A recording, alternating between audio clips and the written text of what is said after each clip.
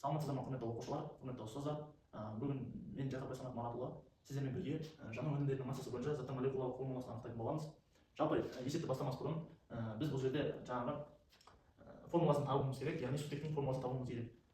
Бізде берілген 29 грамм көмірсутек берілген, бізде 29 грамм, оны жаққанда бізде 88 грамм көмірқышқыл газы мен 45 грамм сутек түзіледі жалпы.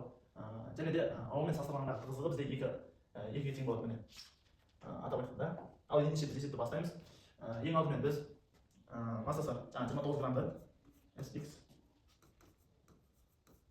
29 граммды екіге ауамен салыстырмалы тығыздығымен екіге көбейтіп алып жазып аламыз. Келесі көмірқышқыл газының зат мөлшерін табуымыз керек. Біз көмірқышқыл газы бізде 88 грамм. Мінекей көріп тұрғандарыңыздай 88 грамм. Зат мөлшерін табу үшін біз ең алдымен астындағы массасына бөлеміз, яғни көмірқышқыл газының өзіне. Оттегіміз бізде 16-дан 2 еселенсе 32 болады. Және де мынау 12-мізді 10-ға 44-ге бөлеміз. 44 граммға. Жауабы бізде 2 моль. Яғни біз көмірқышқыл газының молін тауып алдық. Енді келесі бізде сутек молекуласының молін табуымыз қажет. Так, былай жазайын. H2O сутек бізде. Ол бізде әрине 45 грамм. 45 граммға бөліп аламыз. Және де бізде 16, оттегіміз 16 болады да, сутегіміз 2 болады. Сонда бізде 18 грамм болады. Так, грамм мен грамм сап кетеді. Сонда бізде 2,5 моль болады. Біздің көміртегіміз алдағы көміртегіміз қазірше 2 грамм моль. Ал сутегіміз 2,5 грамм моль болып тұр. Сутегіміз 2,5 грамм моль. Мінекей. Енді біз мына сутекті жай қалдыра қоймаймыз. Себебі бізде салыстырмалы тығыздық бар. Соған қарай көбейтіп тағы есеп шығарамыз. Міне 2,5 мольді 2-ге көбейтеміз, 5 моль болады. Вот міне бізде жаңағы ненің сутектің массасы молі, формуласының молі болып табылады. Так, бізде осыдан шыққан жауап бізде көміртегіміз 2 моль, сутегіміз бізде 5 моль. Енді осына бізде бұл екеуін қосқанда бізде 29 грамм шығады. Міне H5, 12-ні 2-ге көбейтеміз 24, 29 грамм шығады. Бізде есептің жауабында берілгенде тығыздығымен есептегенде зат мөлшері 58 болды бізде. Соған қарай жаңағы 58 дегеніміз 29-ның 2 есесі. Сондықтан біз мынаны 2 еселейміз. Сонда бізде шығады көміртегіміз 4, сутегіміз 10. Міне көмірқышқыл газының жаққандағы жалпы формуласы осы. Келесі есепке қарай жол бұрайық. Өшір бұтам. Ал ендеше құрметті оқушылар, келесі екінші есепке де келіп қалдық. Жалпы бізде бірінші берілгені жалпы зат 5,6 литр. Дәл сөз жалпы затты жаққанда бізде 16,8 литр көмірқышқыл газы түзіледі. Және де сутек, су элементтері түзіледі. Ең алдымен біз көмірқышқыл газының массасын есептеп аламыз. SO2 тең бізде 16,8 литрді біз 22,4 литрге бөлеміз. 22,4 литр қайдан шықты дегеніңіздер, бұл жалпы көлемнің тұрақты шамасы ретінде есептеледі. Бұдан бізде 1,175 моль шығады. Өте қарапайым есептердің бірі. Кейінгі шама дәл осы 0-ден 175 мольді 2-ге көбейтеміз. Бізде 1,5 моль шығады. Біз көмірқышқыл газының молярлық массаларын тауып алдық. Енді бізде келесі масса бізде SH2 болады.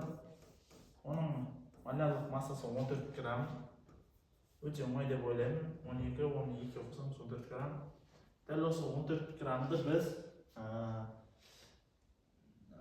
молекуласын табу үшін 42-ге бөлеміз, ml-ге. Яғни жалпы заттың массасына бөлеміз. Жалпы заттың массасы бізде 42. ml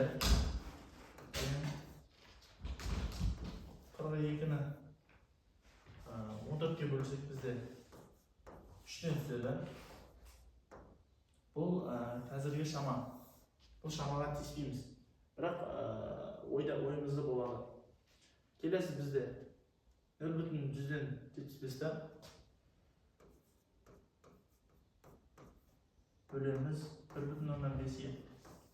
Яғни екеуінің ара қатынасы бірден 2-ден 1-ге болады. Яғни осылайынан болады. Ол дегеніміз бізде S1 H2. Сіздер жаңа мынаны қайдан алдыңыздар деп ойлап жатқан шығарсыздар. Мен осы формуланы мынаға сүйене отырып алдым. Бізде шама табылды. S-тен H2. Енді осыны мына шамаға көбейтеміз, 3-ке көбейтеміз. Яғни S-міздің алдына 3 болады. H-тың алдына, яғни 2-ні 3-ке көбейтіп 6 қылып жазып қоямыз. Мінекей. Жалпы есептің формуласы қысқаша түрде осылай шығады. Жалпы біз 3-ші есепке келіп қалдық.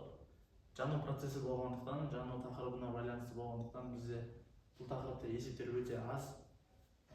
Соған байланысты біз қазір соңғы есепті шығарып сіздермен тағы да басқа да есептермен ой алмасатын боламыз.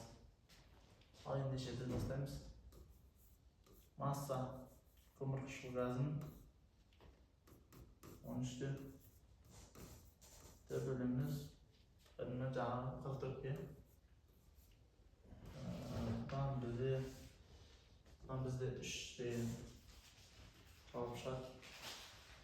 Кейін бізде 12-де 6-на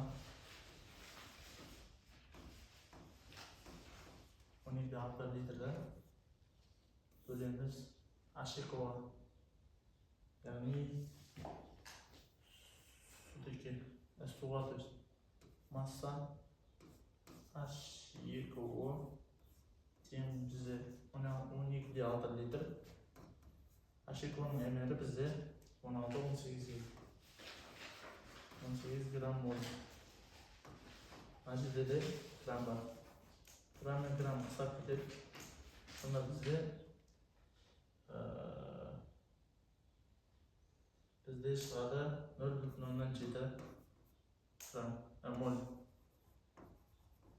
Жалпы барлықтарының формулалары бір. Жаңағы массаны тауып аламызда әмеріне бөлеміз. Шыққан граммды жаңағы екеуінің ара қатынасын есептейміз. Мысалы, мына жерден 0,07-ні кейде 10-ға көбейтіп 7 деп алсақ болады.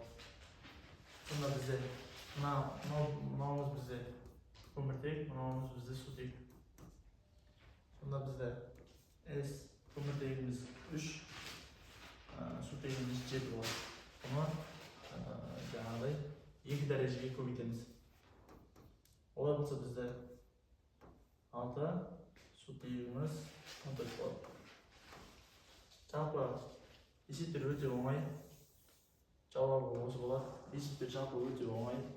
Алдағы уақытта сіздермен неше түрлі химияның, биологияның есептерін шығаратын боламыз.